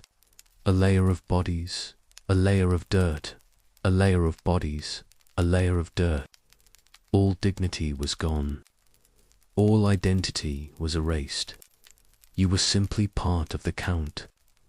In Avignon, the papal city, the Pope consecrated the entire Rhine River so that bodies could be thrown into it and still be considered buried on holy ground. The river became a flowing cemetery. The psychological toll was immense. People saw God's wrath in the plague, a punishment for their wickedness. Processions of flagellants appeared, whipping themselves through the streets, their backs raw and bloody, hoping their self-inflicted penance could appease an angry deity. Yet, they often did more to spread the disease than to stop it. Moving from town to town, others turned on their neighbors, In a desperate search for a scapegoat, communities across Europe, particularly in the Rhineland and France, latched on to a familiar target, the Jewish people. Vicious, unfounded rumors spread that they had caused the plague by poisoning the wells. It was a fantasy born of terror and ingrained prejudice. Entire Jewish communities were annihilated. In Strasbourg, in February 1349, 2,000 Jews were burned alive in their own cemetery.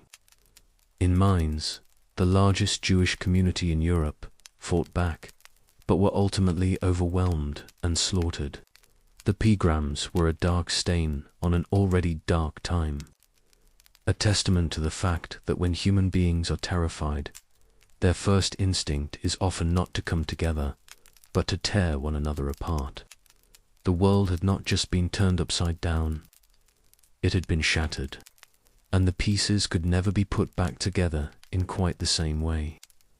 When the great silence finally began to recede as the pestilence burned itself out in one region and moved to the next, the survivors crept out of their homes and hiding places to survey the wreckage. They were a minority in many places. Fewer than half the people who had greeted the year 1347 were still alive to see. 1,351. They were inheritors of a world that was empty yet full of opportunity. They walked through streets where every third or fourth house was vacant, its owners and all their kin gone. They saw fields stretching to the horizon, overgrown with weeds, the ploughs rusting where they lay. The lord of the manor and his entire family buried in the same pit as the humblest of his serfs. This vast, silent emptiness was the crucible in which the modern world would be forged. For the first time in centuries, there was a surplus of one thing, land, and a desperate shortage of another, people. This simple, brutal arithmetic appended the very foundation of medieval society, the feudal system. For 1,000 years, European life had been built on a rigid pyramid of obligation. At the bottom were the serfs, the vast majority of the population. They were tied to the land, unable to leave without their lord's permission. They worked his fields, gave him a share of their meager crops, and in return received his protection and a small plot of land to sustain their own families. It was a system built on an abundance of labor and a scarcity of land. The Black Death flipped that equation on its head. Suddenly, labor was the scarce and precious commodity. A lord might own 1,000 acres, but it was worthless without hands to plough the fields, sow the seeds, and reap the harvest. The surviving peasants understood this. They might not have been educated in economics, but they understood the immediate tangible reality of their new power. They were in demand. A peasant working his family's ancestral strip of land on a manor in Kent might hear that the lord of the next man over was offering twice the wages for a day's work. More than that, he was offering freedom. No more obligations. No more unpaid labor on the lord's domain. Just a simple, clean contract. Your labor for my coin. And so, for the first time, peasants began to vote with their feet. They packed their few belongings and walked away from the land that had held their families captive for generations, seeking a better deal. The lords, desperate to keep their lands productive, were forced to compete with one another. Wages for ploughmen, reapers, and thatchers skyrocketed, in some places doubling or even tripling in the years immediately following the plague. The cost of livestock, on the other hand, plummeted.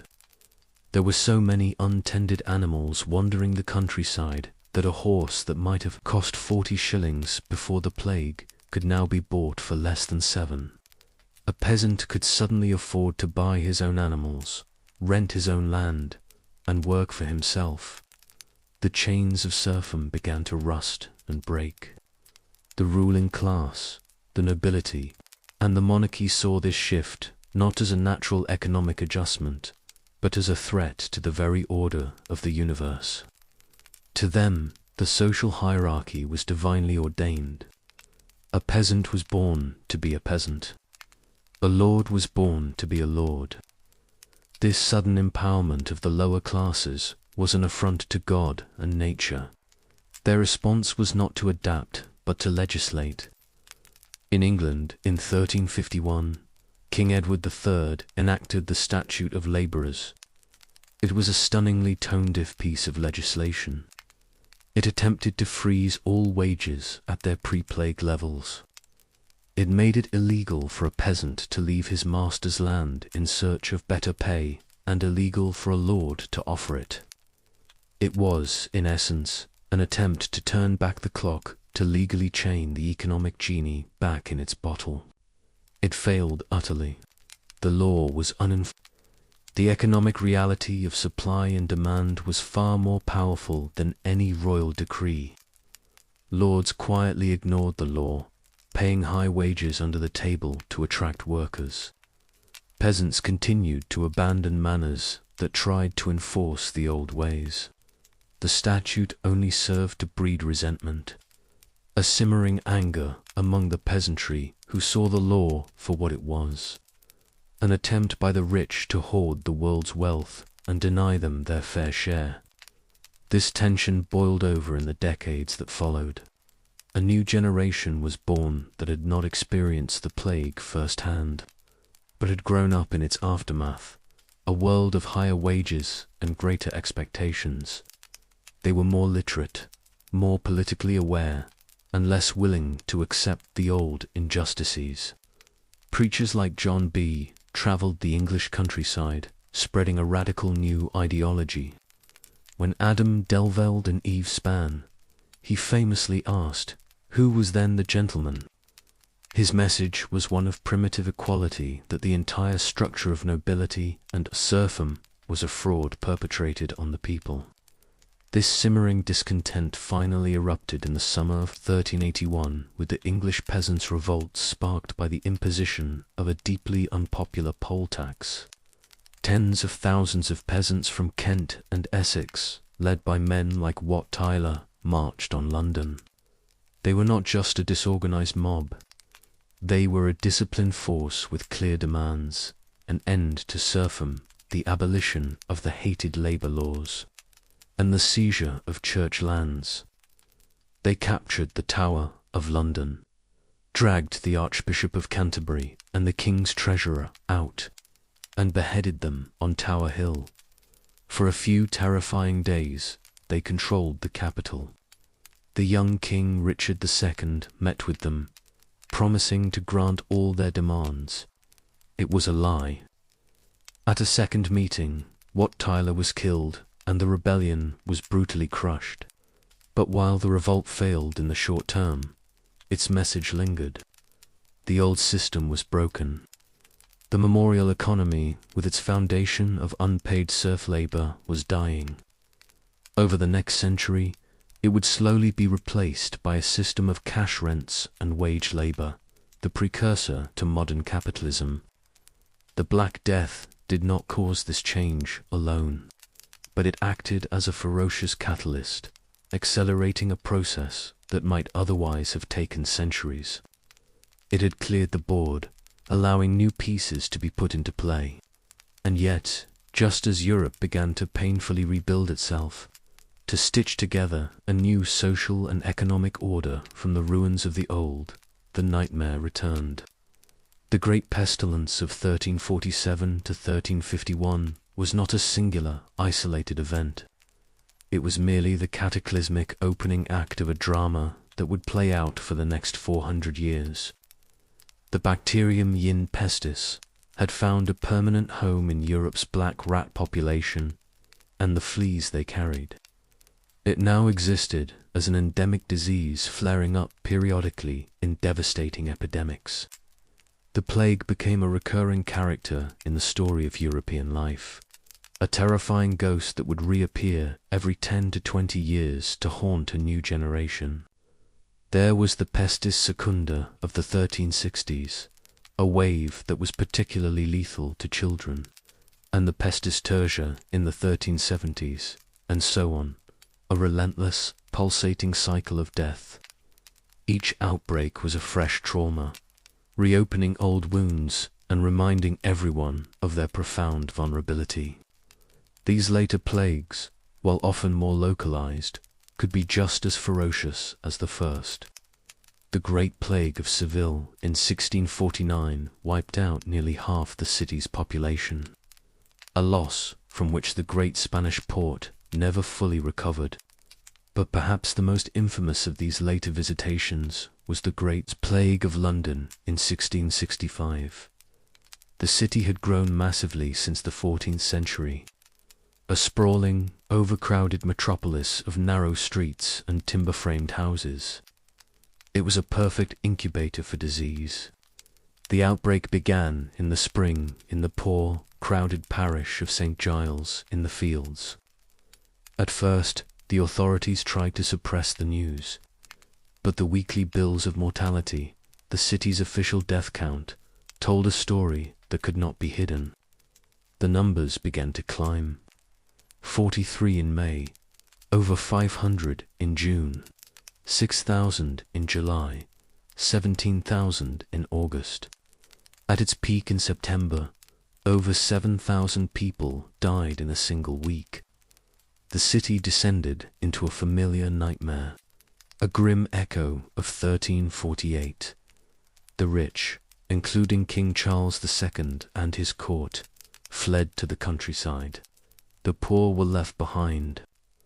The Lord Mayor ordered a series of desperate public health measures. Houses containing the sick were to be sealed and marked with a large red cross on the door alongside the words, "Lord, have mercy upon us." Watchmen were posted outside to ensure that no one sick or healthy could leave the infected house for 40 days. It was a brutal state, enforced imprisonment, and often a death sentence for the entire family trapped inside. Carts roamed the streets at night, their drivers calling out, "Bring out your dead," just as they had done 3 centuries before. The novelist Daniel Defoe, who was a small child during the plague, later wrote a journal of the year, a masterpiece of historical fiction that vividly captured the atmosphere of fear and suspicion. He described the eerie silence of the once bustling Thames, the grass growing in the streets of Whitehall, the sound of wailing from the sealed houses, and the endless procession of carts heading towards the plague pits at Aldgate. The 1665 plague killed an estimated 100,000 people in London, roughly a quarter of its population. The Great Fire of London that followed in 1666, while a disaster in its own right, may have inadvertently helped to end the papedemic by burning down the crowded, rat-infested slums and allowing the city to be rebuilt with wider streets and brick houses. But between the first great wave and the last flickers of the second pandemic, something crucial began to change. The initial response to the plague in the 14th century had been one of religious panic, fatalism, and scapegoating. Society was helpless, but over the centuries, as the plague returned again and again, a slow, painful, and often brutal process of learning began. Humanity started to fight back, not with prayers and flagellation, but with observation, organization, and public policy. The very concept of public health was born from the crucible of the recurring plague. The first great innovation was quarantine. The idea was simple and rational. Isolate the potentially infected before they can spread the disease. The maritime republic of Ragusa on the Dalmatian coast was one of the first to pioneer this. In 137, its chief physician, Jacob of Padua, advised the city council to establish a control for all incoming trade. They decreed that any ship arriving from a plague-ridden area had to anchor at a nearby island and wait for 30 days. A trenino before its crew and cargo would be allowed to enter the city. This was later extended to 40 days, or a quarantino, from which we get our modern word, quarantine. The great trading rival of Ragusa, Venice, soon adopted and perfected the system.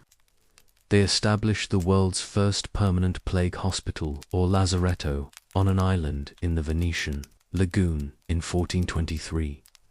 It was a dedicated facility for isolating and treating the sick. A radical idea at the time. By the 15th century, major Italian city-states like Florence and Milan had established permanent magistracies of health or health boards.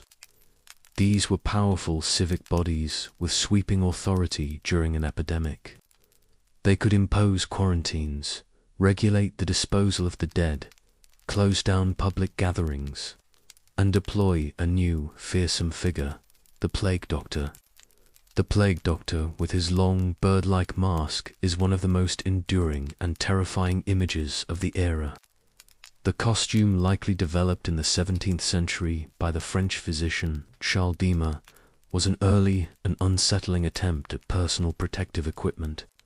The long beak of the mask was stuffed with aromatic herbs, straw, and spices like mint, cloves, and camphor, which were believed to purify the foul miasmatic air that was thought to carry the disease. The doctor wore a long waxed leather coat, leggings, gloves, and a wide-brimmed hat to minimize his exposure to the sick. He carried a long wooden stick so he could examine patients without having to touch them. These men were not always trained physicians. They were often second-rate doctors or young men willing to take the immense risk for a high salary from the city. They were municipal employees, and their job was less about curing the sick, which was nearly impossible, and more about public administration. They counted the dead, witnessed wills, and served as the public face of the state's battle against the pestilence. They were both feared and respected.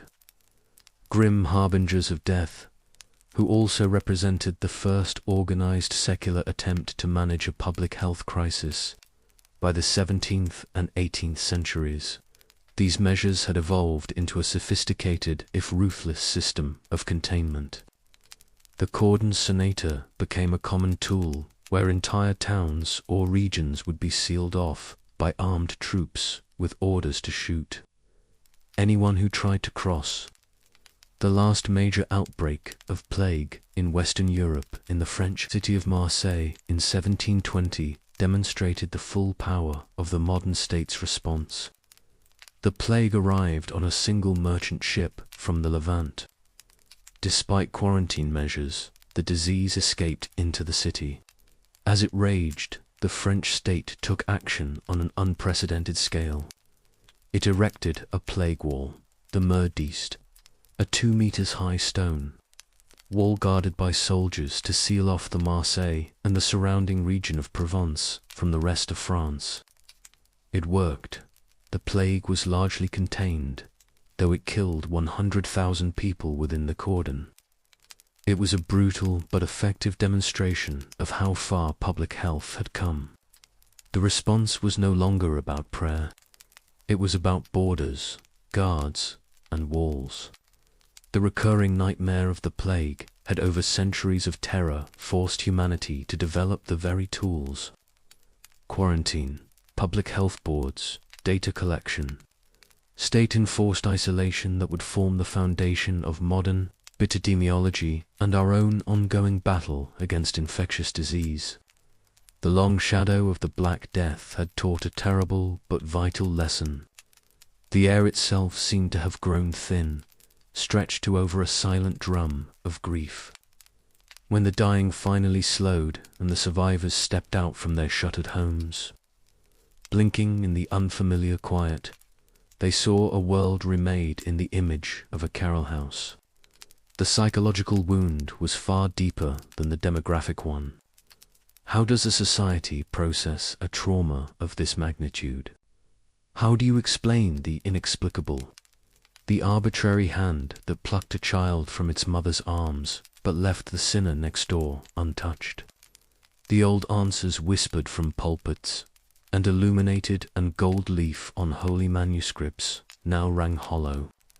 God's plan had become an inscrutable, terrifying mystery, and so, in the absence of comforting words, people turned to images. They began to draw what they saw. They began to paint their fear. Before the great mortality, religious art was often a serene and gilded affair. Christ on the cross was a figure of noble, divine sacrifice, his suffering more symbolic than visceral. Saints gazed heavenward with beatific calm. But after the plague, a new stark realism began to creep in. The suffering became real. The blood was redder. The thorns were sharper. Artists, many of whom had seen their own families and patrons consumed by the pestilence, could no longer render the world in such idealized terms. The focus shifted from the promise of heaven to the grim reality of the grave. And from this obsession with mortality, a strange and powerful new genre was born. It was called the dance macabre, the dance of death. It was not a dance of celebration. It was a dance of conscription, on the walls of churches, in new printed woodcuts, and most famously in the long-painted mural at the cemetery of the Holy Innocents in Paris. The dead came for the living. The imagery was stark and democratic. A grinning skeleton, fleshless and animated, would seize the hand of a pope, his triple tiara offering no protection. Another would lead away an emperor, his crown and scepter useless trinkets. The knight in his armor, the wealthy merchant clutching his coin purse, the beautiful maiden, the scholar with his books, the farmer with his plough, and the tiny infant in its cradle, all were pulled into the same inexorable procession. The dance was a great leveler. It was the one event to which everyone without exception was invited. Death, the ultimate host, did not discriminate. The message was brutal, but for a traumatized populace, it held a strange, dark comfort. In a world where all the old hierarchies had been shaken, the de macabre offered a new, absolute certainty. Your wealth could not buy you a reprieve. Your piety could not earn you a special exemption. Your power could not command the sickness to pass you by. This was a profound and subversive idea. The peasant whose life had been one of deference and toil could look upon the image of a skeleton, leading away a king, and see a kind of cosmic justice. It was a reminder painted for all to see that beneath the velvet and the rags, everyone was just a fragile collection of bones waiting for the music to stop. The theme echoed in poetry and the Verdemori verses, "I am going to die," where each station of society laments their impending doom. It was a public meditation on the fragility of life, a communal acknowledgement of a shared, terrifying fate. This macabre obsession manifested in other ways. The theme of the triumph of death became popular, depicting death as a skeletal horseman or a grim reaper, sting through humanity with horrifying impartiality. In the Campo Santo of Pisa, a great fresco showed a skeletal bat-winged crone swooping down on a garden party of oblivious nobles, their fine clothes and musical instruments offering no defense against her approach. Tombs too began to change. The serene effigy of the sleeping noble was sometimes replaced by the trancy tomb, a gruesome sculpture showing to tears. On the top, the person was depicted in all their worldly glory as a bishop or a lord. But below, visible through an open archway, lay a second sculpture, their own decaying corpse, emaciated, skin drawn tight over bone, sometimes with worms and toads crawling from the empty sockets. The inscription would often read, "As you are, I once was. As I am, you will be." It was a memento mori, a reminder of death carved in swords of stone. For the generation that survived the plague, life was no longer a gentle pilgrimage toward a heavenly reward. It was a frantic, desperate dance on the edge of an open grave, and the art they created was the sound of its hustling, bony music. This profound cultural shock, this tearing away of old certainties, did not simply leave a scar. It created a vacuum.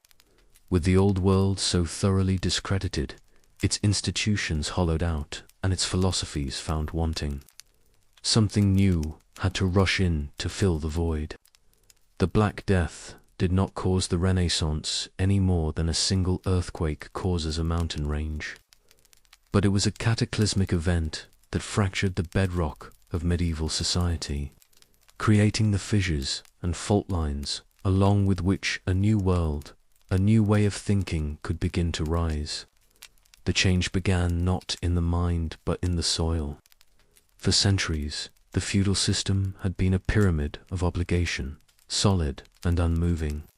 At its broad base were the serfs tied to the land, their lives belonging more to the manor than to themselves. Above them were layers of lords, knights, and baronses, all culminating in the king. But the plague shattered this pyramid from the bottom up. Suddenly, the most valuable commodity in Europe was not land, but labor. With a third, or perhaps even half, of the workforce gone, the few who remained were in a position of unprecedented power. A lord with vast tracts of land was worthless if there was no one to plough the fields, sow the seeds, or harvest the grain. For the first time in generations, a peasant could simply walk away. He could leave the manor his ancestors had been bound to for centuries and seek better wages, better conditions, a better life. The lords, of course, were horrified. This was not how the world was supposed to work.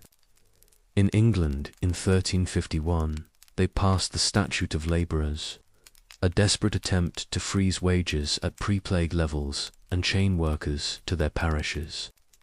It was a spectacular failure. The law was the market had spoken, and the market demanded a higher price for human life's work. A ploughman who once earned 2 shillings for his labour could now demand 3. A thatcher could double his rates.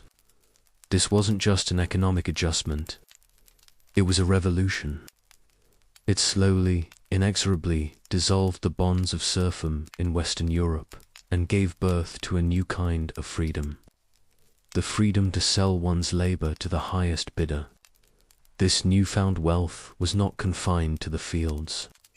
In the cities, artisans and craftsmen saw their fortunes rise. Guilds once decimated had to accept new members, breaking down old rigid structures, and everywhere there was the matter of inheritance. The plague was a brutal, efficient redistributor of wealth. Entire families were wiped out, leaving their homes, their shops, their lands, and their savings to a single, astonished survivor. A distant cousin, a forgotten nephew, might suddenly find himself a man of property. This sudden injection of capital, this great shuffling of assets, created new fortunes overnight. It destabilized the old noble families and empowered a rising class of merchants, bankers, and traders who were more interested in earthly profits than heavenly salvation. These were the men who would in time have the surplus wealth to commission great art, to fund new architectural marvels, and to patronize the scholars who were rediscovering the lost knowledge of the ancient world. The Medici family of Florence, the greatest patrons of the Italian Renaissance, built their banking empire in the dynamic, chaotic post-plague economy of the 14th and 15th centuries. The gold that funded the Florentine Dome and the paint that graced the Sistine Chapel was in a very real sense harvested from the graveyards of 1348. The church, too, the other great pillar of the medieval world, was left leaning. Its failure to stop the plague, or even to adequately explain it, was a devastating blow to its prestige. The spectacle of priests abandoning their flocks, or of the church selling indulgences at an ever-increasing rate to terrified sinners, fostered a deep and lasting cynicism. The institution's moral authority was compromised, while faith itself did not disappear. In some cases, it became more fervent, more personal, more mystical. The unquestioning trust in the monolithic power of the papacy began to erode. This spiritual vacuum created space for new ideas to grow. A philosophy that had been quietly gestating among a few scholars now found fertile ground. Humanism. Humanism was not a rejection of God, but a shift in focus.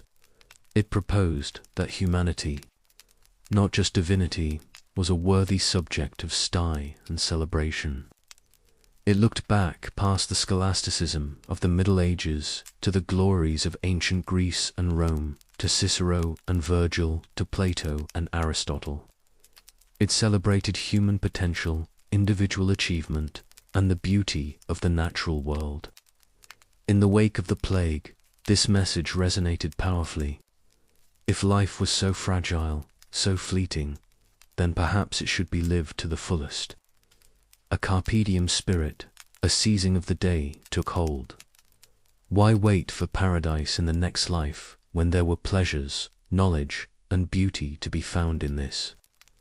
1. Boccho's Dameron, a collection of witty, secular, and often bawdy tales, was framed by the story of young nobles fleeing the plague in Florence. It is a monument to this new worldview. In the very shadow of death, they choose to celebrate life, storytelling, and human ingenuity. The plague had shown the limits of faith and the fragility of the social order. In their place, the thinkers of the Renaissance began to erect a new edifice built on the foundation of human reason, individual genius, and a profound appreciation for the turbulent, terrifying, and beautiful world the survivors had inherited. The great mortality had cleared the ground, and now, from the ashes and the bone dust, a new kind of civilization began to bloom. The echoes of that great silence of the half-empty continent would reverberate for centuries, shaping not only the art and philosophy of Europe, but its very biology. The Black Death was the single greatest selective pressure event in recent human history.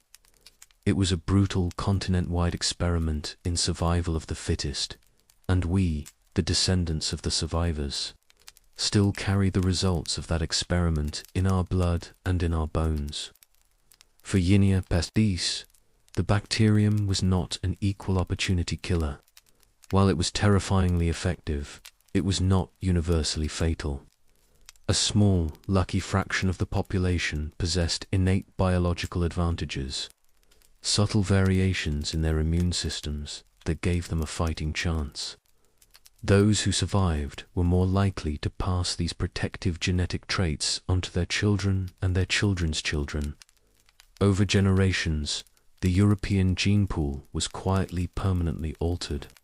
One of the most dramatic and examples of this is a genetic mutation known as CCR5 delta 32.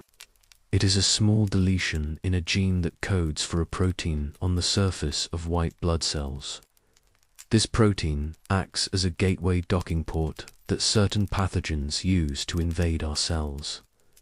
The Black Death was not the first plague, and it's likely this mutation existed at very low levels in the population for thousands of years. But against the onslaught of Yersinia pestis, it seems to have conferred a significant survival advantage. People with one copy of this mutation had a better chance of weathering the infection. Those with 2 copies may have been even more resistant.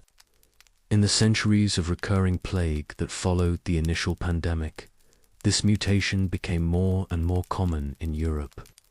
It is a living genetic fossil, a scar left on our DNA by the Great Mortality, and in a remarkable twist of biological fate, This ancient defense against plague has a modern-day benefit. The very same CCR5 protein that Yersinia pestis may have targeted is the primary doorway that the HIV virus uses to enter human cells. A significant percentage of people of European descent today carry the CCR5 delta 32 mutation, rendering them highly resistant to HIV infection. Their medieval ancestors, in their desperate fight for survival against one devastating pandemic, inadvertently bequeathed to them a shield against another 6 centuries later. The legacy of the plague was not just biological, it was institutional. The pandemic laid bare the complete and utter failure of medieval medicine. The theories of the 4 humours of blood, phlegm, yellow bile and black bile, and the belief in miasmas or bad air were useless. The treatments from bloodletting and purging to the application of piccases made of pigeon dung and tree resin were not only ineffective, but often hastened death. This catastrophic failure forced a slow, painful revaluation. While the old theories didn't vanish overnight, the seeds of a new, more empirical approach to medicine was sown. Desperate physicians seeking answers began to defy religious prohibitions and perform autopsies. They needed to see with their own eyes what this disease was doing to the inside of the human body. These early gruesome explorations were the first tentative steps toward a medicine based on observation and anatomy rather than ancient, unquestioned texts. More importantly, the plague gave birth to the very concept of public health. Before 1347, the health of an individual was their own concern, or perhaps that of their family or their priest. The idea of the state taking responsibility for the collective health of its citizens was entirely novel. But the sheer scale of the Black Death forced civic authorities to act. In the maritime republics of Italy, which sat at the crossroads of trade and disease, the first organized responses emerged. The city-state of Ragusa on the Dalmatian coast was among the first to pioneer the practice of isolating incoming ships and their crews. In 137, they decreed that anyone arriving from a plague-ridden area had to spend 30 days at Trinino in a restricted location outside the city walls before they would be allowed to enter. This period was soon extended to 40 days, or quaranti, giving us the word we still use today, quarantine. Venice, the great naval power, perfected this system. They established the first formal quarantine station, or laserto, on an island in the Venetian lagoon in 1423. Ships were morowed offshore. Their cargo was fumigated with vinegar and herbs. Their crews were housed in isolation under the watchful eye of a new government body, the Board of Health. These magistrates had extraordinary powers.